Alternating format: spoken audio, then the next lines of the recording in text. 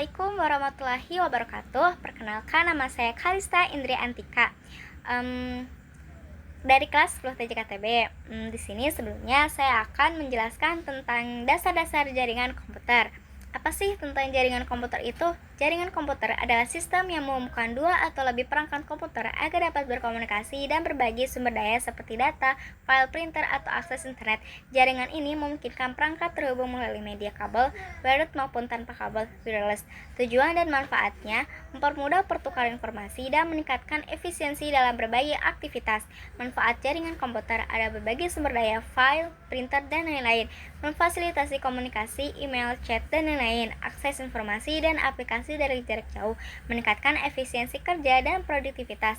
Adapun jenis-jenis jaringannya LAN Local Area Network, jaringan yang mencakup area terbatas seperti rumah atau kantor. Lalu kemudian ada MAN Metropolitan Area Network, jaringan yang mencakup area yang lebih luas dari LAN seperti satu kota. WAN Wide Area Network, jaringan yang mencakup area yang sangat luas bahkan antar negara atau benua seperti internet. PAN Personal Area Network, jaringan pribadi yang berguna untuk menghubungkan perangkat dalam jarak dekat, memungkinkan komunikasi dan pertukaran data antar perangkat dengan mudah. CAN Campus Area Network, hanya menghubungkan perangkat komputasi di wilayah kampus atau universitas saja. Biasanya penggunaannya untuk memberikan informasi secara eksklusif antara gedung satu dengan gedung yang lainnya. Internet, jaringan global yang menghubungkan jutaan perangkat di seluruh dunia. Adapun perangkat jaringan komputer. Perangkat jaringan adalah alat-alat fisik yang digunakan untuk menghubungkan perangkat komputer agar dapat berkomunikasi dan bertukar data dalam sebuah jaringan. Perangkat jaringan hardware itu perangkat keras jaringan komputer adalah komponen fisik yang digunakan untuk membangun dan mengolah jaringan. Berikut adalah beberapa perangkat keras jaringan komputer yang umum. Yang pertama itu ada router, berfungsi untuk menghubungkan beberapa jaringan dan meneruskan paket data antar jaringan tersebut. Lalu yang kedua ada switch, berfungsi untuk menghubungkan beberapa perangkat dalam satu jaringan dan memungkinkan komunikasi antar perangkat tersebut. Lalu ada modem, berfungsi untuk mengubah sinyal digital menjadi sinyal analog dan sebaliknya sehingga memungkinkan komputer terhubung ke jaringan internet. Lalu yang ketiga ada hub, berfungsi untuk menghubungkan beberapa perangkat dalam satu jaringan, namun berbeda dengan switch. Hub mengirimkan data ke semua perangkat yang terhubung. NIC, Network Interface Card, berfungsi untuk menghubungkan komputer ke jaringan, memungkinkan komputer untuk mengirim dan menerima data melalui jaringan. Access Point, berfungsi untuk menyediakan akses jaringan nirkabel Wi-Fi ke perangkat lain. Repeater, berfungsi untuk memperluas jangkauan sinyal jaringan dengan perkuat dan mengirim ulang sinyal. Byte, berfungsi untuk menghubungkan dua atau lebih jaringan lokal lain dan memungkinkan komunikasi antar jaringan tersebut. Lalu ada server, berfungsi sebagai pusat penyimpanan data dan aplikasi yang dapat diakses oleh perangkat lain dalam jaringan. Ada firewall juga, berfungsi untuk melindungi jaringan dari akses yang tidak sah dari serangan dari luar. Setelah itu ada kabel jaringan. Kabel jaringan itu adalah berfungsi sebagai media transmisi data seperti kabel TV atau kabel fiber optik. NIC, Network Interface Card. NIC adalah singkatan dari Network Interface Card atau dalam bahasa Indonesia disebut kartu antarmuka jaringan. Ini adalah sebuah perangkat keras yang memungkinkan komputer atau perangkat lain terhubung ke jaringan komputer. Setelah perangkat jaringan hardware, kemudian ada perangkat jaringan software. Perangkat jaringan software adalah perangkat lunak jaringan yang dirancang untuk mengoperasikan dan memelihara jaringan komputer. Perangkat lunak ini memungkinkan berbagai perangkat untuk berkomunikasi, berbagi sumber daya, dan berinteraksi satu sama lain dalam jaringan. Jenis-jenisnya ada sistem operasi jaringan, bertanggung jawab untuk mengolah semua komponen jaringan, baik perangkat keras maupun perangkat lunak. Contohnya adalah Windows Server, Linux, dan Cisco IOS. Perangkat lunak manajemen jaringan, tugasnya untuk memantau, mengelola, dan menyelesaikan masalah jaringan. Contohnya itu adalah SolarWinds, stands for Performance Monitor, PSCG, Network Monitor. Lalu perangkat lunak keamanan jaringan, melindungi jaringan dari ancaman keamanan seperti virus, malware, dan peretas. Contohnya adalah antivirus dan firewall. Perangkat lunak manajemen aset, melacak dan memantau penggunaan sumber daya dan lalu lintas data dalam jaringan. Perangkat lunak akses jaringan, yaitu memungkinkan pengguna untuk terhubung ke jaringan dan mengakses sumber daya yang ada di dalamnya. Perangkat lunak simulasi jaringan digunakan untuk membuat jaringan virtual untuk pengujian dan pembelajaran. Contohnya adalah Mininet. Setelah itu ada media transmisi. Media transmisi itu adalah jaringan komputer, adalah saluran fisik atau kabel yang digunakan untuk mengirimkan data antar perangkat dalam jaringan. Media ini memungkinkan perangkat untuk berkomunikasi dan berbagi informasi. Yang pertama itu ada media terarah, guided media, seperti kabel Wi-Fi. Terdiri dari 2 atau lebih kabel yang dipilih untuk mengurai interferensi. Ada 2 jenis, UTP dan STP. UTP itu lebih umum digunakan karena biayanya lebih rendah, sedangkan STP menawarkan pelindungan lebih baik dari gangguan elektromagnetik. Lalu ada kabel koaksial, terdiri dari inti tembaga yang dikelilingi oleh lapisan isolasi, pelindung, dan selubung luar. Digunakan dalam berbagai jenis jaringan, termasuk jaringan televisi kabel dan beberapa jaringan lain. Lalu ada kabel fiber optik, menggunakan serat kaca atau plastik untuk mengirimkan data dalam bentuk cahaya. Kabel fiber optik menawarkan kecepatan transmisi data yang sangat tinggi dan jangkauan yang luas. Yang kedua ada media tidak terarah, unguided media atau nirkabel, seperti gelombang radio, menggunakan spektrum radio untuk mengirimkan data, contohnya adalah Wi-Fi dan Bluetooth. Lalu ada gelombang mikro, menggunakan gelombang mikro untuk transmisi data jarak jauh, sering digunakan untuk komunikasi antar menara seluler atau satelit. Lalu ada inframerah, menggunakan sinar inframerah untuk transmisi data jarak pendek seperti pada remote control. Lalu ada satelit, menggunakan satelit yang mengorbit bumi untuk mentransmisikan data ke area yang luas. Adapun jenis kabel dan konektor adalah ada beberapa di antaranya. Yang pertama ada jenis kabel. Kita akan bahas jenis kabel terlebih dahulu. Yang pertama ada kabel UTP, Unshielded Twisted Pair. Jenis kabel jaringan yang umum digunakan untuk menghubungkan perangkat dalam jaringan komputer seperti komputer, router, dan switch. Lapisan-lapisan kabel UTP, konduktor kawat tembaga. Inti kabel yang berfungsi menghantarkan data biasanya terdiri dari 8 kawat tembaga yang terbagi menjadi 4 pasang. Pasangan Twisted Pair. Setiap 2 kawat tembaga dipilih bersama untuk mengirim interferensi elektromagnetik. Yang ketiga ada isolasi. Setiap pasangan kawat memiliki lapisan isolasi untuk menjaga hubungan singkat antar kawat. Yang keempat ada jaket luar, lapisan pelindung terluar yang terbuat dari bahan isolasi, biasanya PVC, untuk melindungi seluruh kabel dari kerusakan fisik dan lingkungan. Lalu yang kedua ada kabel STP, Shielded Twisted Pair. Jenis kabel jaringannya memiliki lapisan pelindung sel di sekitar pasangan kabel tembaga yang dipilih.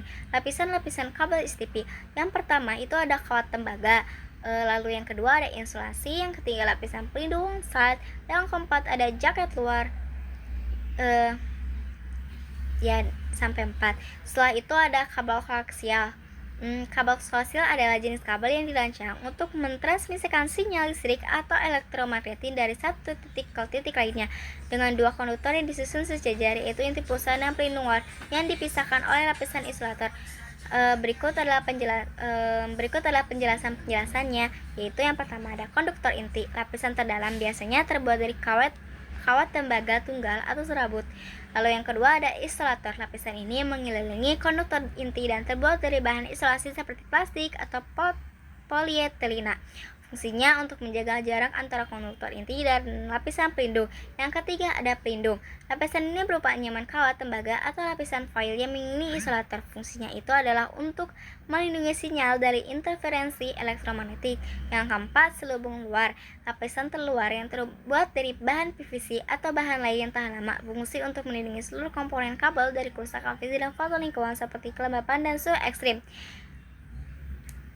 Setelah itu ada kabel fiber optik, jenis kabel yang menggunakan serat kaca atau plastik yang mentransmisikan data dalam bentuk sinyal cahaya.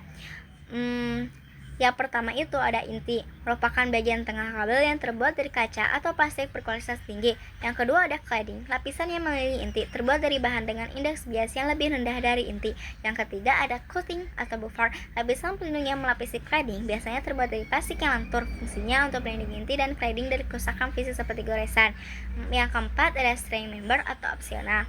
Lapisan ini memberikan kekuatan mekanis pada kabel, terbuat dari serat aramid, kevlar, atau bahan lain yang kuat. Berfungsi untuk mencegah kabel putus akibat tarikan atau tekanan saat pemasangan atau penggunaan. Yang kelima itu ada outer jacket, jaket luar, lapisan terluar yang melindungi seluruh bagian kabel dari kondisi lingkungan ekstrim. Adapun jenis-jenis konektor, yang pertama itu ada RJ45. RJ45 adalah konektor standar yang digunakan untuk menghubungkan kabel jaringan termasuk kabel UTP dan STP. Yang kedua itu ada konektor BNC, Bayonet Net Consumer. Jenis konektor ini frekuensi dia mini yang digunakan untuk menyambung dan melepaskan kabel koaksial dengan cepat. Lalu yang ketiga, ada konektor fiber optik. Ada beberapa jenis konektor fiber optik, antara lain konektor ST strike tip. Jenis konektor ini menggunakan mekanisme penguncian bayonet. Konektor ini memiliki velg silinder berkum 2,5 mm internal karena kemudahan pemasangan dan pelepasan yang cepat. Lalu ada konektor AC Circuit Connector. Jenis konektor serat optik yang populer karena kemudahan penggunaan dan daya tahannya. Konektor ini memiliki bentuk persegi dan mekanisme penguncian dorong tarik. Ada konektor AC, jenis konektor serat optik yang berukuran kecil, yang juga dikenal sebagai konektor Western atau little connector. Konektor ini banyak digunakan dalam aplikasi dengan kepadatan tinggi. Lalu selanjutnya ada konektor MTP atau MPO. Jenis konektor serat optik yang dirancang untuk koneksi kepadatan tinggi, memungkinkan sejumlah besar serat optik, biasanya 12 atau 24 terhubung dalam satu konektor. Lalu selanjutnya ada konektor D4. Jenis konektor serat optik moda tunggal generasi lama yang dikembangkan oleh NIC. 4. Konektor terminal. Konektor terminal digunakan untuk menghubungkan kabel listrik dengan perangkat lain atau sistem listrik, sering digunakan dalam instalasi panel listrik. Lalu yang kelima ada konektor WAGE. Konektor WAGE sangat populer karena kemudahan penggunaannya, terutama dalam instalasi yang memerlukan banyak sambungan kabel. Cukup dengan menekan tuasnya, sambungkan kabel dapat terhubung tanpa alat tambahan.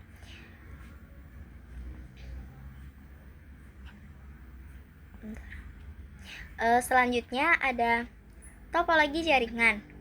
Apa sih topologi jaringan itu? Topologi jaringan adalah cara atau pola bagaimana perangkat dalam satu jaringan komputer dihubungkan satu sama lain. Topologi ini menentukan perangkat berkomunikasi dalam jaringan. Pemilihan topologi yang tepat sangat penting untuk efisiensi, kecepatan, dan stabilitas jaringan. Jenis-jenis topologi jaringan yang pertama itu adalah topologi bus. Semua perangkat itu terhubung ke satu kabel tunggal atau bus. Kelebihannya untuk kemudahan dalam penambahan klien atau workstation baru, mudah digunakan dan sangat sederhana. Biaya instalasi murah karena kabel yang digunakan sedikit. Kekurangannya itu adalah topologi bus. Sering terjadi tabrakan arus data, proses pengiriman dan penerimaan data kurang efisien. Topologi bus yang lama sulit untuk dikembangkan. Jika ada masalah pada kabel, misalnya terputus, maka komputer workstation akan terganggu. Yang kedua itu adalah topologi star. Topologi star itu semua perangkat terhubung ke satu titik pusat, hub atau switch. Kelebihannya itu jaringan topologi ini tetap berjalan baik walaupun salah satu komputer klien bermasalah. Tingkat keamanan data pada topologi ini cukup baik. User lebih mudah mendeteksi masalah pada jaringan, lebih fleksibel. Kekurangannya, topologi ini terhitung mahal karena menggunakan cukup banyak kabel. Seluruh komputer dalam jaringan ini akan bermasalah jika hub atau switch mengalami masalah. Topologi star sangat tergantung pada terminal pusat. Yang ketiga ada topologi ring. Topologi ring adalah perangkat terhubung dalam bentuk lingkaran, data mengalir searah. Kelebihannya, biaya untuk instalasinya murah, performa koneksi cukup baik, proses instalasi dan konfigurasi cukup mudah, implementasinya mudah dilakukan. Kekurangan topologi ring, jika terjadi masalah, troubleshooting jaringan ini terhitung rumit. Pada jaringan ini, tabrakan arus data sangat rentan terjadi. Koneksi pada jaringan akan terputus jika salah satu koneksi bermasalah. Lalu yang keempat adalah topologi mesh. Setiap perangkat terhubung ke setiap perangkat lain dalam jaringan, itulah topologi mesh. Kelebihannya itu bandwidth-nya limitnya cukup besar. Security data pada topologi ini sangat baik, tidak terjadi tabrakan arus data karena jalur pengiriman data sangat banyak. Kekurangannya topologi mesh itu, kabel yang digunakan jumlahnya banyak. Biaya instalasi topologi mesh sangat mahal karena menggunakan banyak kabel, instalasinya sangat rumit. Yang kelima ada topologi tree. Topologi hierarki yang menghubungkan topologi star dan bus. Kelebihan topologi tree itu dapat dan mudah dikembangkan menjadi topologi jaringan yang lebih luas. Susunan topologi ini terpusat secara hierarki, sehingga pengaturan data menjadi lebih mudah. Kekurangan topologi tree adalah memiliki kinerja jaringan yang lambat, penggunaan kabel yang sangat banyak, sehingga biaya instalasinya mahal. Kabel Blackboard merupakan sentral di topologi ini. Bila komputer bagian atas bermasalah, maka komputer bagian bawah juga akan bermasalah. Yang keenam atau yang terakhir adalah topologi hybrid. Topologi hybrid itu adalah gabungan dari dua atau lebih topologi yang berbeda. Kelebihan topologi hybrid, topologi ini sifatnya fleksibel. Penambahan koneksi lain pada topologi ini menjadi sangat mudah. kekurangannya adalah proses instalasi dan pengaturan cukup rumit. Manajemen pada topologi hybrid sangat sulit dilakukan. Biaya untuk membuat topologi ini cukup mahal.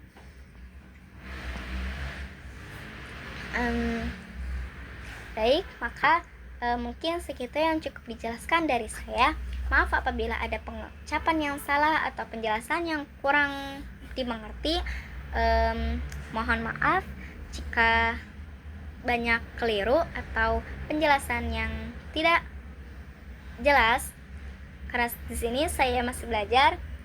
Wassalamualaikum warahmatullahi wabarakatuh. Terima kasih.